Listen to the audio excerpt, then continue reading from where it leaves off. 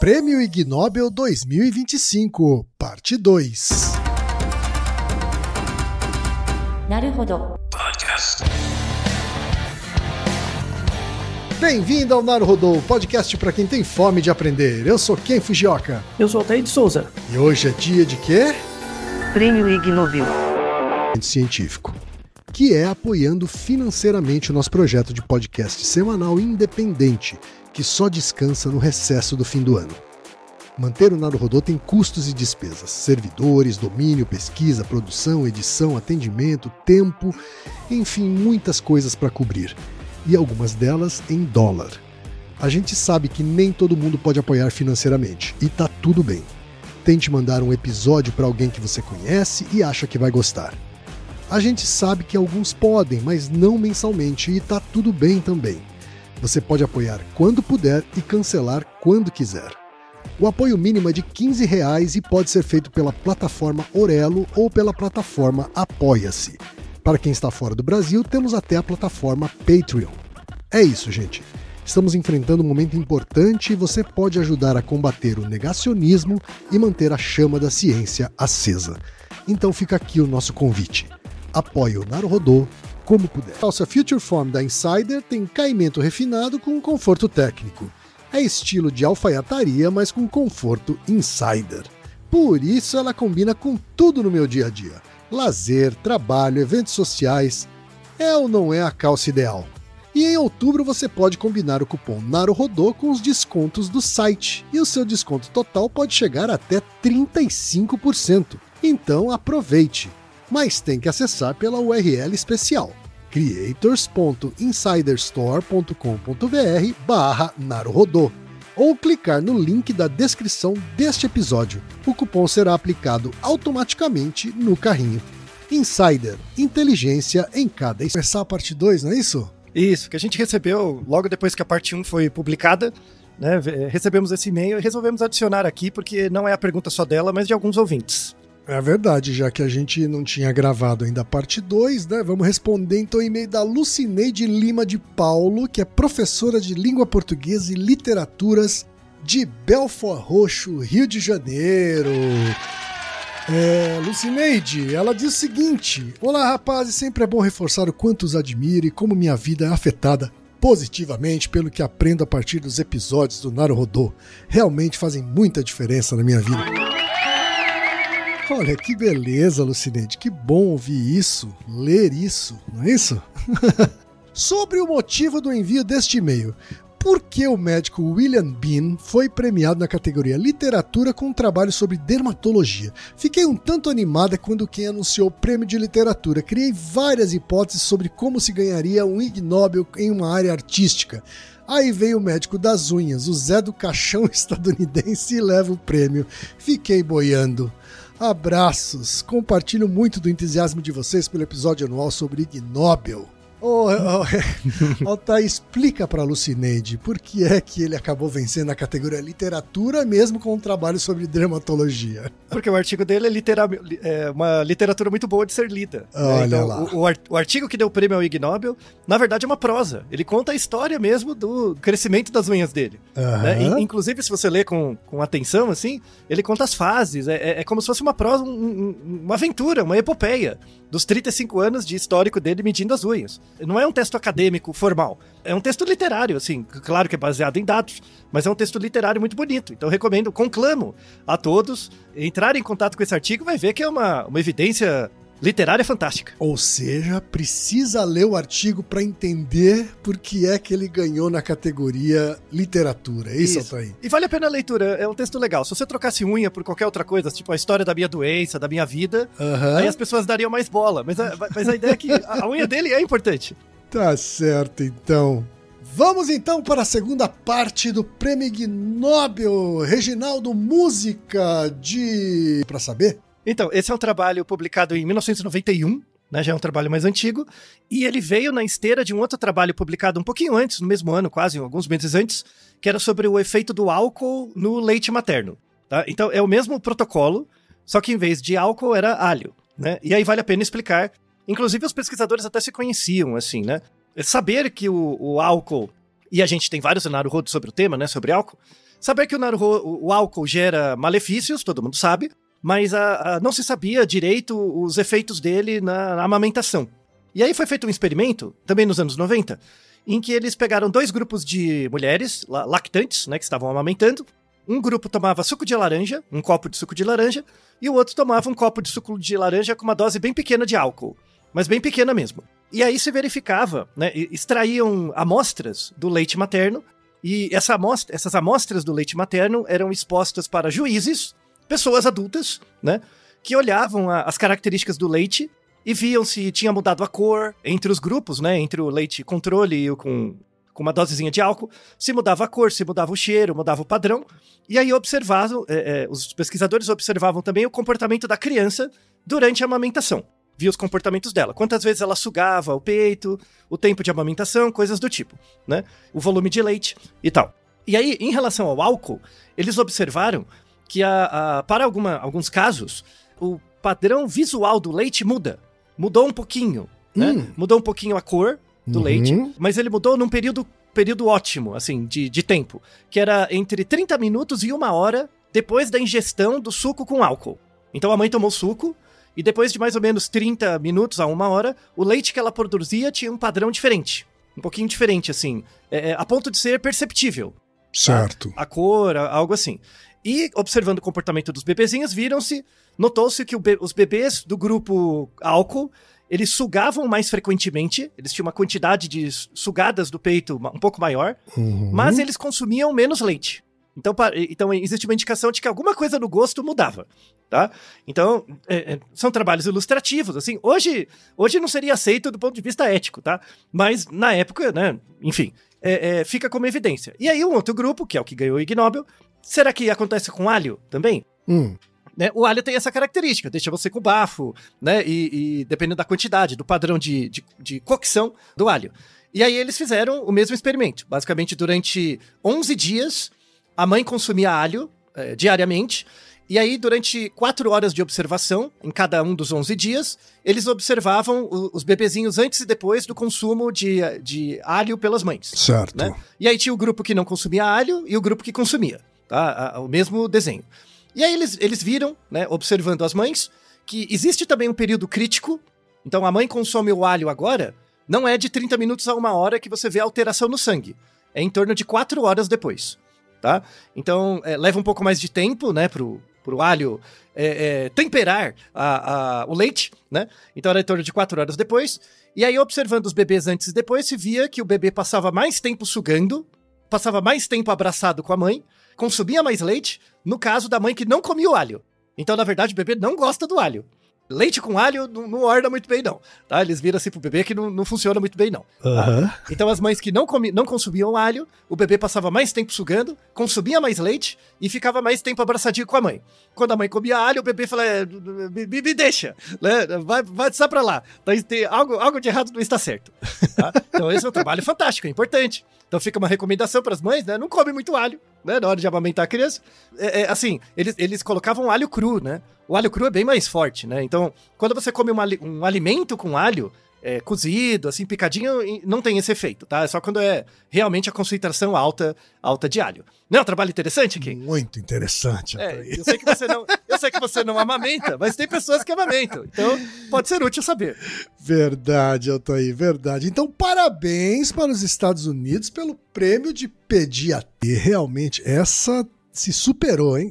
Então, sapateiras essas que são muito comuns em casas orientais. Exatamente. Lá na Ásia existe essa tradição de você não usar sapato dentro de casa, né? Isso. E você deixa o sapatinho ali numa sapateira, né? Será que isso vale na Índia? Não sei. Então, vale a pena a revista toda. Esse artigo é um dos artigos dentro de uma revista, né? Que era uma revista sobre ergonomia.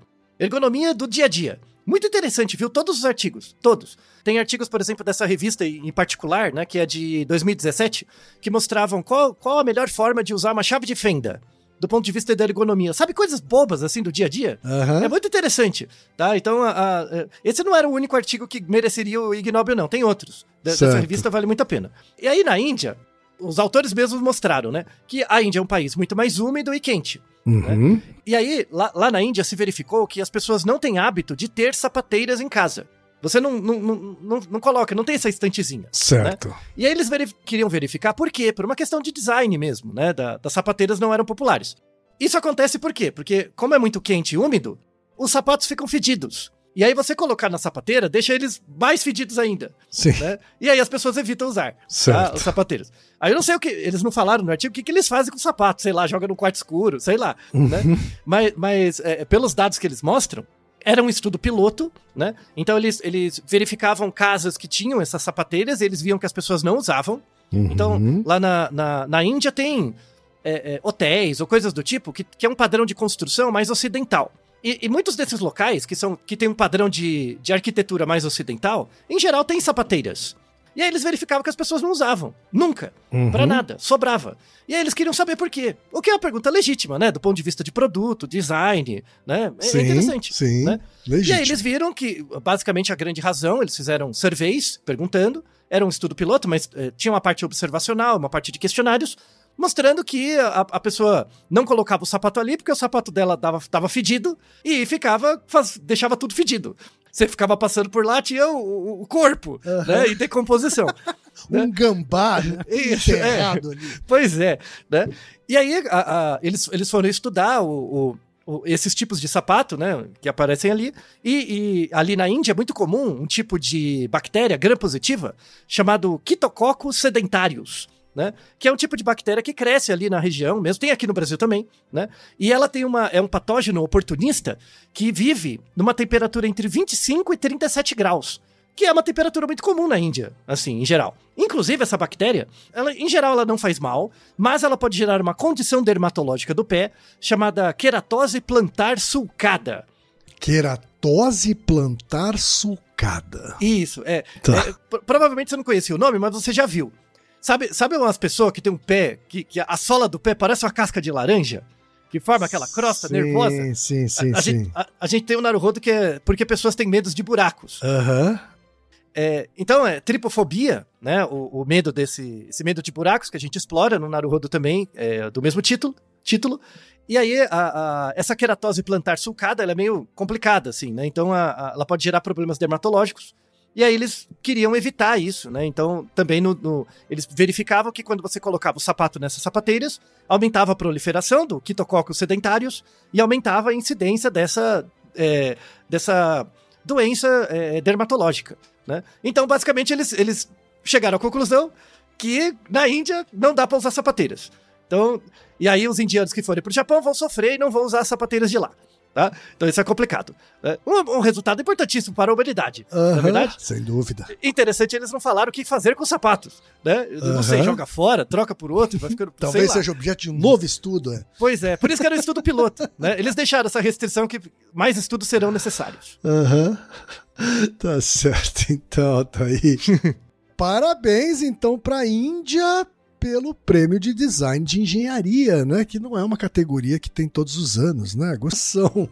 Olha aí, tá aí, testando o quanto os morcegos são afetados pelo álcool, tá aí. Mais um estudo de álcool, né? Então, o que sua intuição diz, hein, Kê? Você acha que o morcego fica muito louco, bebaço? Olha, sendo ele um mamífero, eu chutaria que sim. Que muito ele boa, fica bêbado. Muito bem. Ensino médio funcionou, que vitória! Muito bem, né? Exatamente. Então, o morcego que eles estudaram aí, ele chama morcego... É um morcego egípcio das frutas. Certo. Morcego egípcio das frutas. Então, ele é frugívoro, né? Tá. Come frutas. Certo. Tá? E aí, nos locais onde esse morcego vive, por isso que tem muitos países, porque esse morcego acontece em vários lugares. Em lugares onde tem essa espécie. Isso. E aí, esse morcego, ele come frutas e muitas vezes as frutas fermentam, né? Eventualmente a fruta cai no chão, vai fermentando, né? Tem efeito de bactérias. E aí aumenta a concentração de álcool da fruta. Né? Certo. E aí tem basicamente 3 estágios da fruta. Quando a fruta tá no pé, a concentração de álcool é menor que 0,1%. É praticamente nada, tá? Quando tá no pé. Quando o fruto amadurece e cai, logo depois que cai, a concentração de álcool costuma ser de 0,1 a 0,7%. Certo. E quando a fruta passa um pouco, a concentração de álcool passa de 1%. Né? Tá. E aí eles estavam estudando esse efeito de frutas um pouquinho mais passadas. Perfeito. Que aumenta 1%. Né? Em geral, eles já sabem que quando a fruta fermenta, o valor alimentar da fruta cai. Ela não é tão nutritiva mais, né? Exatamente pelo efeito do álcool, e ela tem menos palatabilidade. Então o bicho não gosta tanto, tá? Mas às vezes é o que sobra, né? Tem outros bichos, tem competição. E aí, se tiver com fome, vai isso mesmo. É o que tem. E já se sabe, né, que morcegos sofrem efeito do álcool, né? Isso reduz o fitness, que é a capacidade do organismo gerar descendentes, quando acontece com frequência, aumenta a chance de predação e acidentes, né? Eles verificavam. Verificavam etologicamente, mas eles queriam saber de um ponto de vista mais experimental. Certo. Então eles coletaram alguns morcegos e eles criaram um aparato bem interessante, que era um corredor que tinha 6,5 metros de comprimento por mais ou menos 2,5 de largura. E lá no fundo do corredor tinha um suporte com comida. Então o morcego tinha que voar até lá para pegar a comida. Certo. Né? E como é um corredor estreito, né, porque é 6x2, quando o morcego emitia uma vocalização, essa vocalização era a ecolocalização dele. Então era fácil de registrar, de gravar e tal. E aí eles faziam diferentes condições com diferentes padrões de fermentação de fruta. Então tinham dias que tinha fruta que ainda estava verde, tinham dias que tinha fruta madura e tinha dias que a fruta estava um pouquinho passada. E aí eles viam, né, as variáveis ligadas ao deslocamento, ao tempo de deslocamento, ao número de vocalizações que o bicho fazia para se localizar no espaço, coisas do tipo. E aí eles verificaram que quanto maior a concentração de álcool, mais lentamente ele chegava ao final do corredor, ele ia mais devagar, mais ele oscilava e mais vocalizações, sons de ecolocalização eles faziam. Ou seja, dá a entender que ele era afetado pelo álcool e ficava meio bêbado. Sim. Tá? Mas ele não ficava muito. Assim, o tamanho de efeito não é grande. Ficava altinho. Ele ficava bem assim, né? Mas não ficava, tipo, dando cabriola também, tá? Mas eles viram que, de fato, afeta o comportamento do morcego. E aí, uma grande aplicação desse estudo tem uma aplicação direta pensando em aquecimento global. Porque o que acontece? Quando você, nessas regiões, né? Quando você tem um aquecimento global, aumenta mais a temperatura, os frutos duram menos tempo. Eles fermentam mais rápido. Certo. Né? E aí pode aumentar a quantidade de vezes que o bicho entra em contato com a fruta fermentada e fica bêbado. Né? Então eles estavam estudando até que medida o álcool afeta, por exemplo, o morcego e pode atrapalhar a sobrevivência dessas populações. Você achava que era um estudo zoeira, mas é zoeiro também, mas tem um potencial importante, né? Tem um potencial eu sabia que o estudo era sério. Isso, ele é sério com tema zoeiro, mas na verdade é para garantir a sobrevivência desses organismos. Tá certo. Assim, mas zoeiro mesmo foi o nome que eles deram pra categoria, achei sensacional, o prêmio de aviação ontem. É verdade, porque a geolocalização e a ecolocalização, claro, muito curioso. Né? Tá certo, então, parabéns pra todos esses países aí, Colômbia, Israel, Argentina, Alemanha, Reino Unido, Itália, Estados Unidos, Portugal e Espanha, pelo prêmio de aviação. Aí, o que é que você tem a dizer sobre esse estudo, Altair? Um estudo formidável, viu, Ki? Esse é o melhor. Assim, tá. Esse foi fantástico. Você já comeu um tipo de macarrão, de massa italiana, tipicamente italiana, que chama cacio e pepe? Sim, claro. Cacio e pepe. Claro, um clássico. Né? Uhum. Tem uma arte aí, né? Sem dúvida. Principalmente os italianos, eles têm muita consideração pelo macarrão cacio e pepe, né? Por esse prato. Sim. Né? Pra quem não é da física, da área correlata, né? Macarrão tem uma importância muito importante para os físicos, sabia? Sobretudo para os físicos teóricos. Eu não sabia. Então. Inclusive, o grande Richard Feynman, dos grandes físicos modernos, assim, eu gosto pessoalmente muito dele, ele se inspirava muito no macarrão. Sei. Porque a massa, né? A massa de macarrão tem propriedades físicas muito interessantes. Assim, por exemplo, você sabia que se você pega um espaguete, sabe, o palitinho de macarrão, e você balança ele, fica balançando, ele oscila, concorda? Né? E se você oscilar muito rápido, ele quebra. Ele nunca quebra em duas partes. Você sabia que o macarrão nunca quebra em duas partes apenas? Não. A não ser que você pegue, faça muita força, pegue ele no meio e quebre. E quebre com a força da mão mesmo. Tanto é que é o pecado mortal para um italiano, né? Você quer que o italiano te mate e quebrar. Você quebrar o macarrão, exatamente. O macarrão no meio, isso. Seja cru, seja cozido. Exatamente. Imagina que você pega só um palitinho e balança ele bem forte até ele quebrar. Nunca quebra em dois pedaços. Sim. Né? Ou mesmo se você pega nas duas pontas e dobra ele quebra, ele não vai quebrar no meio. Não vai quebrar em duas partes, vai quebrar pelo menos 3. Uhum. Isso é um princípio físico, tem a ver com a construção da massa do macarrão. Né? Sei. Inclusive, em 2005, teve um prêmio Ig Nobel exatamente para os físicos que mostraram isso. que o macarrão nunca quebra em 2 partes. Ele sempre quebra em mais de 2. Né? Já foi um prêmio Ig Nobel. Certo. Né? E aí, o macarrão cacio e pepe, né, esse prato, ele tem 3 componentes, basicamente, que é a massa, um tipo de queijo, que é o queijo pecorino, e pimenta. Basicamente isso, tá? Tem que ter essas 3 coisas. E aí se coloca um pouquinho de amido, também, amido de milho, tá?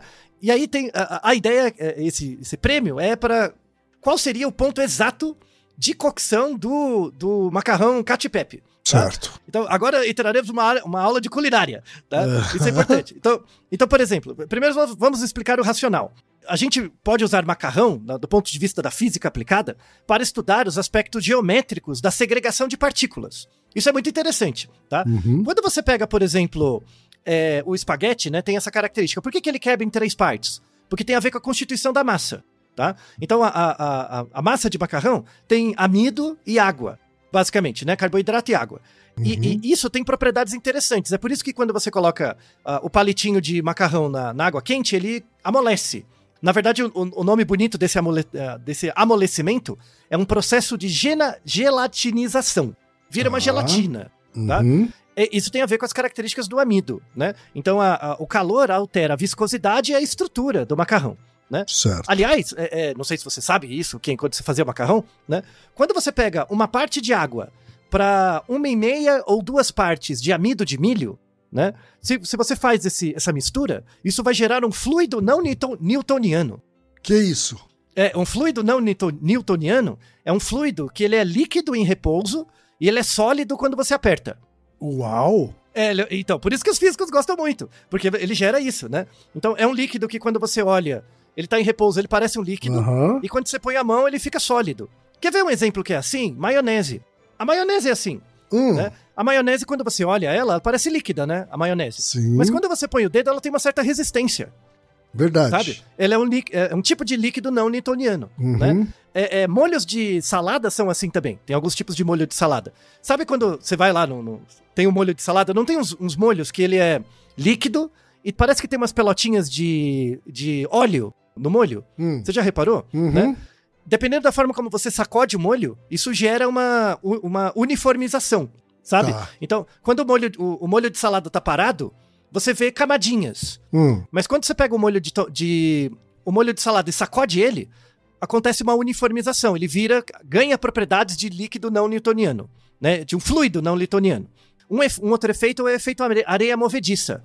A areia movediça, quando ela parece líquida, mas quando você pisa e afunda, você não consegue mais sair.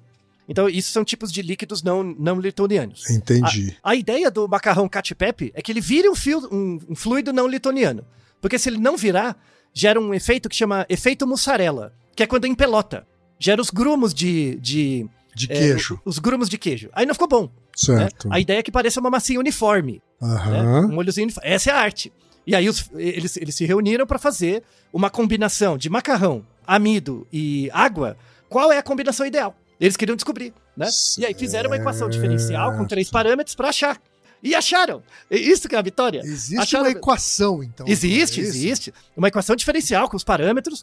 E aí eles fizeram com várias combinações de temperatura, de água, de amido e tal. E acharam pontos ideais. Tem até um gráfico bonito que mostra lá um heatmap que mostra todos os parâmetros da equação diferencial. Agora você falando fez todo sentido os físicos adorarem culinária como um campo de exploração, assim. Né? Isso, inclusive, dá para fazer muitas paridades diretas. As equações que você desenvolve nesses tipos de sistema culinários também descrevem, por exemplo, estrelas de nêutrons.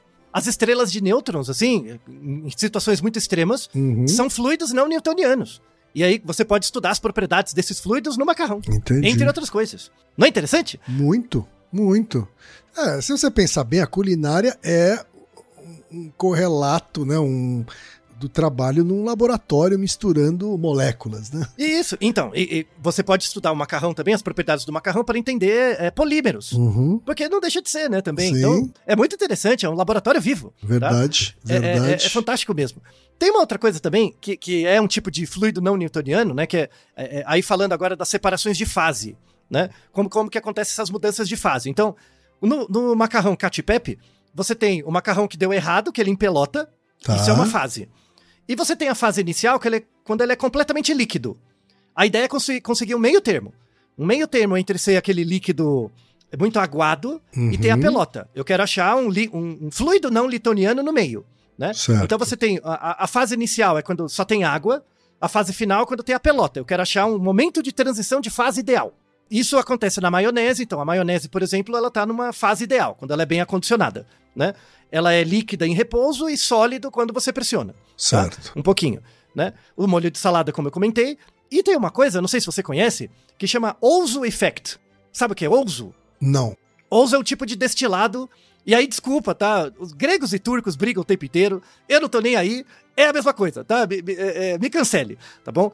Então, os gregos chamam de ouzo, que é um tipo de destilado. É uma pinga. É uma pinga de anis, tá? Da Grécia. Os turcos chamam de rakı. R-A-K-I. Não sei nem falar. É porque em turco tem o I, tem 2 Is em turco. Tem o I com ponto e o I sem ponto.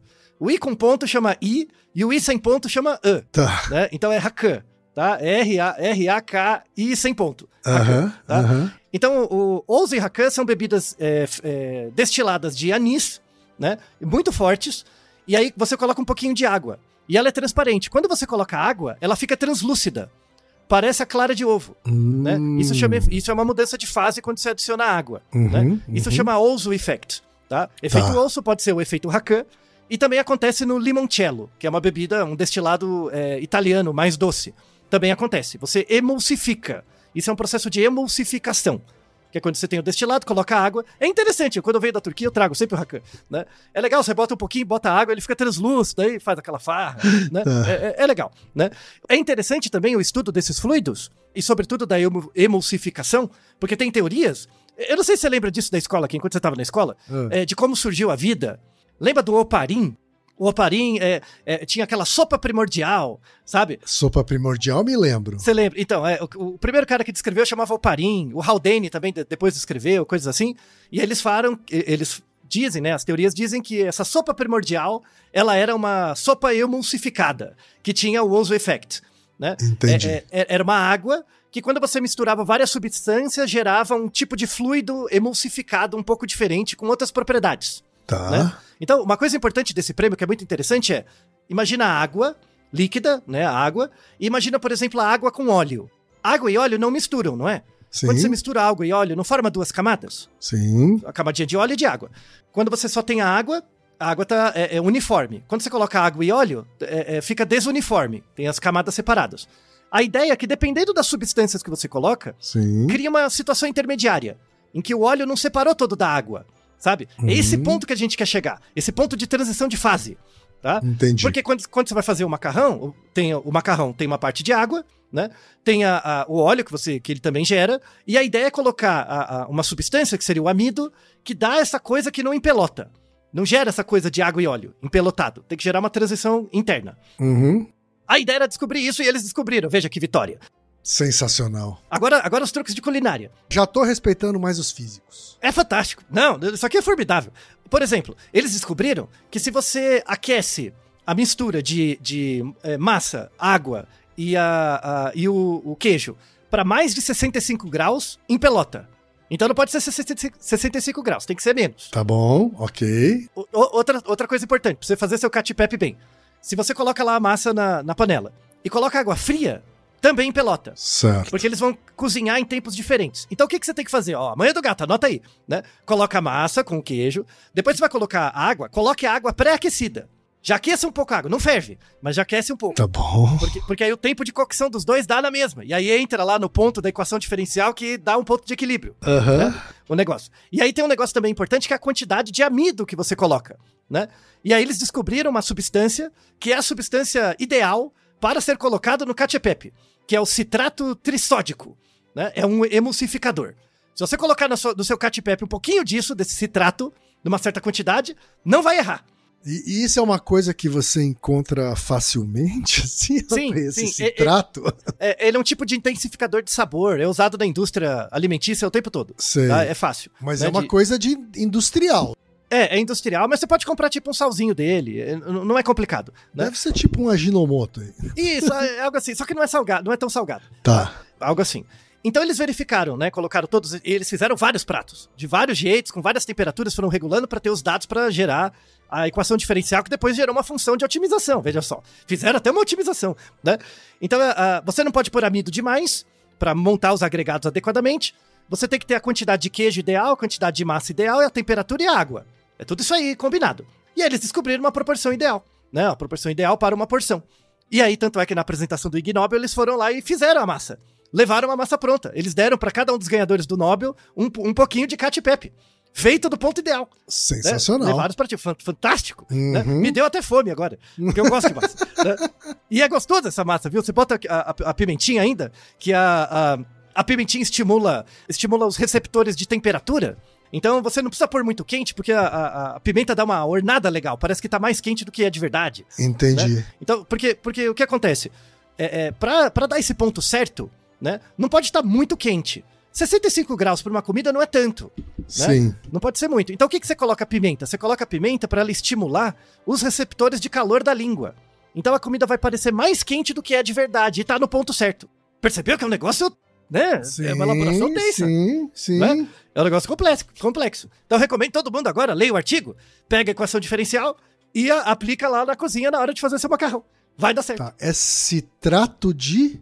Citrato trissódico. Citrato trissódico, tá certo. Eu vou tentar encontrar isso para fazer um Cacio e Pepe do jeito que os físicos descobriram que é a melhor forma, então. Isso, faça, porque é legal. E chama nós. Tá certo, vou chamar com certeza. Parabéns para Itália, Espanha, Alemanha e Áustria pelo prêmio de física adquirido com macarrão Cacio e Pepe. Cheira! Esse artigo é familiar, quem? Sim, é muito familiar pra mim, Altair. Isso, muito bem, porque já gravamos o Naruhodo sobre ele. É verdade. Né? Então, Naruhodo 108. Naruhodo 108. Estudo de 2018, né, Altair?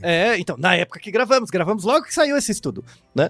Então, se beber álcool ajuda a falar uma língua estrangeira. Temos um Naruhodo baseado nesse artigo. Verdade. E ele saiu por acaso, né? Veja só. Então, esse Dutch Courage, né? A coragem de falar holandês, né? Então, vale muito a pena retomar o episódio 108. 108, né? Isso. Bebida alcoólica ajuda a falar melhor uma língua estrangeira? Isso. E aí, nesse artigo, eles mostram, né? Eles fizeram um estudo com pessoas que faziam aulas, tanto de alemão quanto de holandês, e eles verificavam que uma quantidade de álcool, né? Na época, em 2018, ele deu um hypezinho mesmo, né? Uhum. Me chama a atenção deles terem ganhado o prêmio Ig Nobel só agora. Né? Podia ter ganhado antes, mas tudo bem. Esperaram ter um temático de estômago, Altair. Pois é, provavelmente. Né? E aí eles verificavam nesse trabalho que as pessoas faziam aulas de holandês, não era a língua nativa deles. Certo. Né? E aí o que o artigo mostra é que você tomar álcool não muda o seu julgamento pessoal da sua habilidade de falar.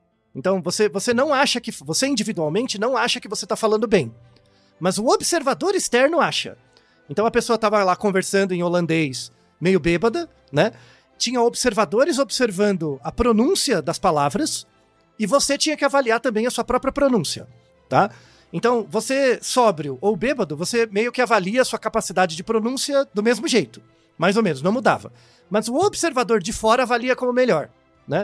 E é por isso que as pessoas falam, né? Que quando você tá bêbado, você fala língua estrangeira um pouco melhor. Porque não é porque você acha, é porque você olha os outros.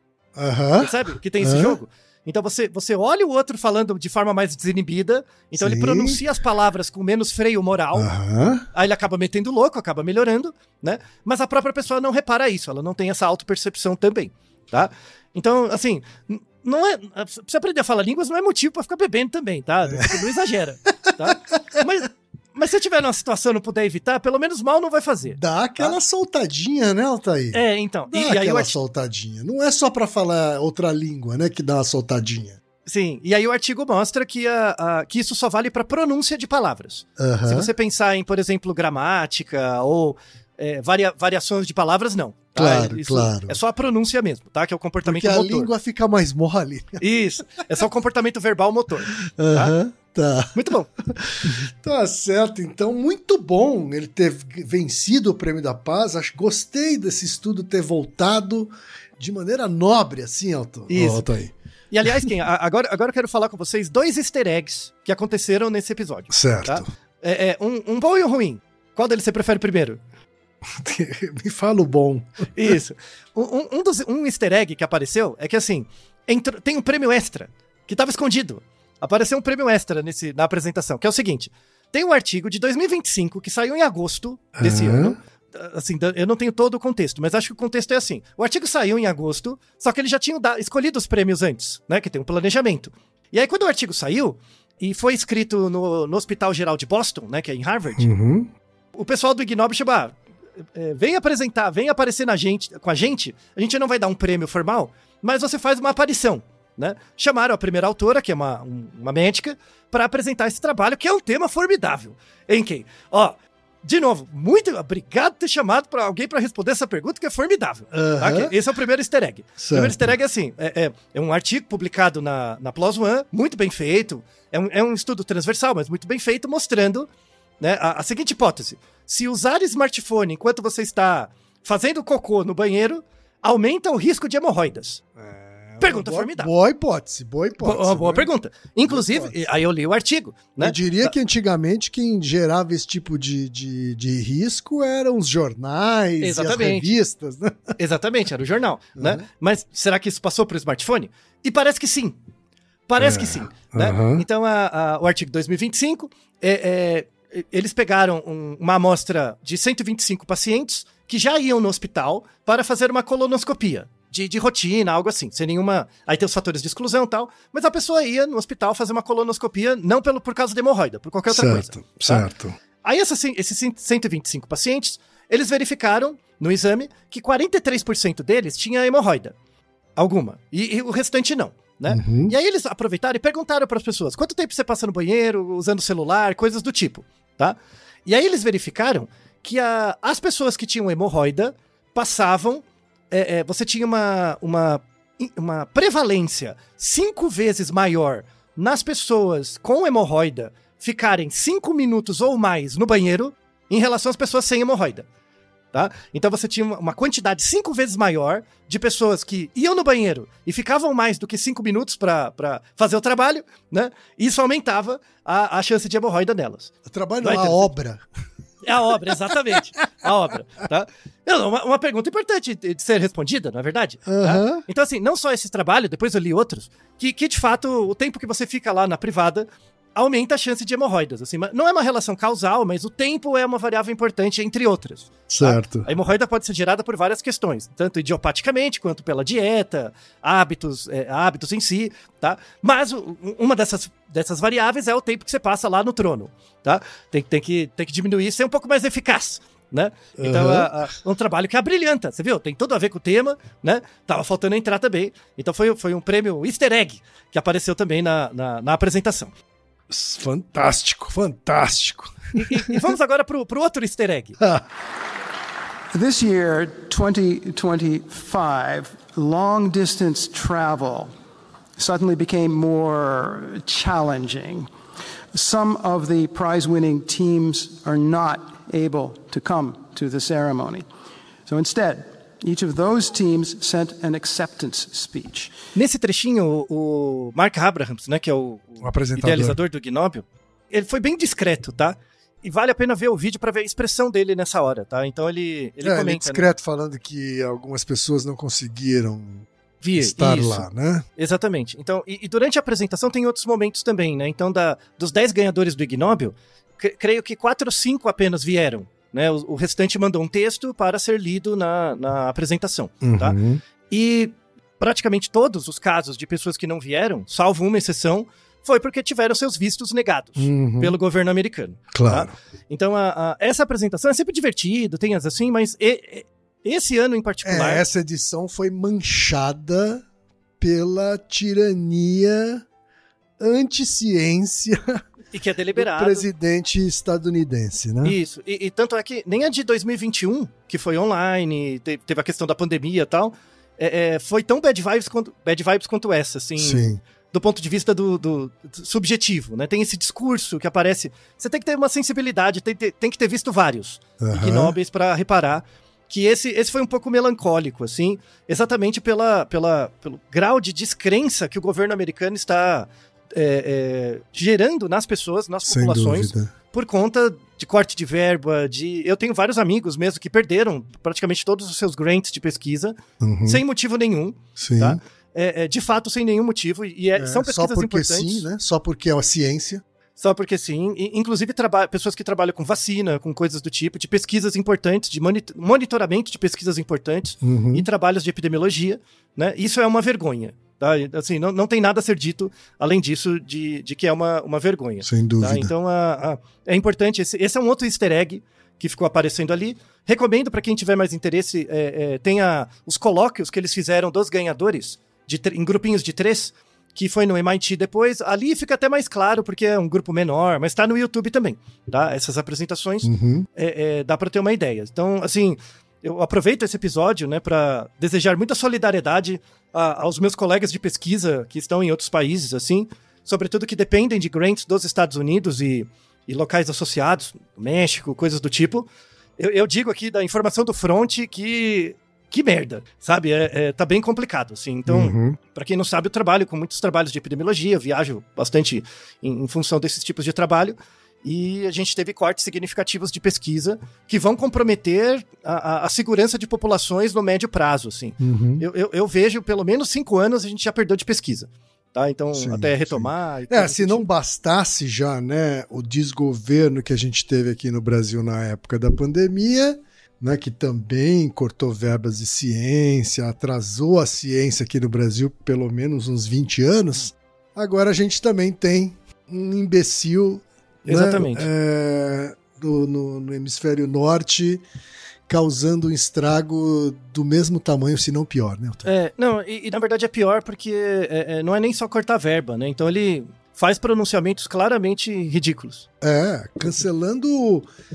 tirando dinheiro de estudos que tem a ver com cura de câncer, né? Tipo, coisas que já estavam bem avançadas, inclusive. Não, e tem coisas recentes imbecis, assim, que falar publicamente que existe associação entre remédio para dor e autismo, que é claramente uma mentira. Paracetamol e autismo, né?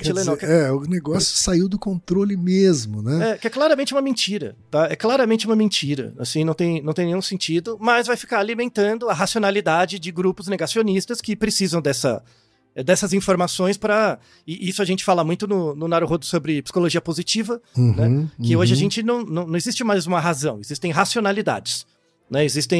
Então, eu até termino com... não quero ser bad vibes, mas eu quero mostrar um dado interessante, assim. Eu estava falando com uma parente, uns meses atrás, e foi bem, assim, antropologicamente foi interessante, me serviu muito, tá? Eu fui grato. Certo. Ela conversando comigo, ela soltou, assim, perguntou: você está vendo o que está acontecendo nas universidades públicas e blá blá blá? Porque claramente ela ouviu em algum lugar. E na hora me deu um clique, né? O clique foi o seguinte, eu cheguei pra ela e falei assim: você sabe que eu dou aula na universidade há quase 20 anos, né? Nunca te ocorreu de me perguntar pra mim, né? Porque ela sabe, né? E aí ela travou, sabe? Não ocorreu, né? E me deu um insight muito interessante, assim, que na verdade esse imaginário, né, dessa visão negativa das universidades, ele é real. Ele é real dentro da racionalidade desses grupos, porque é o que legitima a existência deles. Então, você tem uma realidade material e você tem uma realidade social. E aí é uma informação muito importante. Não adianta ficar falando seu burro e tal, não adianta. Nosso cérebro não foi feito para entender a realidade, ele foi feito para sobreviver. E a gente sobrevive pertencendo a um grupo. Então, nesse sentido, essas informações de fake news e tal são reais. São reais nesse sentido que legitimam ações no mundo. Sim, legitimam o senso de pertencimento dessas pessoas que exatamente se agarram a essas inverdades, né? E nesse sentido alimenta felicidade, alimenta compreensão, entendimento e tal. E quando você ataca isso de fora, na verdade a pessoa vai polarizar ainda mais. Claro. Né? Então claro. A ideia é a gente criar um discurso um pouquinho mais unificado para que todas as pessoas abram mão de um pouco da sua felicidade em nome da compreensão de que vale a pena sofrer do ponto de vista próximo um pouco para garantir algo que seja no futuro mais coletivo. Né? E aí eu deixo como recomendação até o próprio TED, o último TED que eu gravei em Blumenau, que é exatamente isso, né? Quanto mais você... Tem uma parte nele, né? Que quanto mais você se abre ao não saber, mais o não saber te habita. E isso gera em você um movimento de observação, de curiosidade pelo mundo, independente do quão feliz você vai ser. Isso falta muito. Então, como as pessoas não sentem capacidade de agência e de controle sobre o mundo, o que elas querem é se agarrar a essas realidades. que legitimam a presença delas em certos grupos, e acaba meio que polarizando isso e tornando a realidade coletiva cada vez mais difícil. Perfeito. Né? Isso ficou muito claro, esse discurso dentro desse ignóbio em particular. Né? As coisas vão piorar antes de melhorar, Ken, mas a ideia é que a gente não vai parar por aqui. Desculpa o bad vibes, tá, Ken? Não, resistiremos. Resistiremos. Desculpa o bad vibes, tá? Mas é importante essa mensagem, esses 2 easter eggs são importantes. Antes de ser bad vibes, isso é realidade, fala aí. Verdade seja dita, a culpa é do Ken, porque eu perguntei se ele queria notícia boa ou ruim de novo. Né? E agora, como essa é a ruim, vai gerar a sensação de que o episódio todo foi ruim. Já dizia o Kahneman, né? O efeito pico-fim. Mas tudo bem, foi uma decisão estratégica. Ah, mas se as pessoas se atentarem para esse fato, valeu a pena deixar por último. Isso, fala o publicitário, não, pronto. Então, porque é isso que importa mesmo. É isso aí. E a gente vai continuar aqui fazendo o que tem que ser feito, não é isso, Altair? Exatamente. Devagar sem parar. Tá certo, então, Altair. Muito obrigado a você que acompanhou mais uma resenha do Ig Nobel, dessa vez no 2025.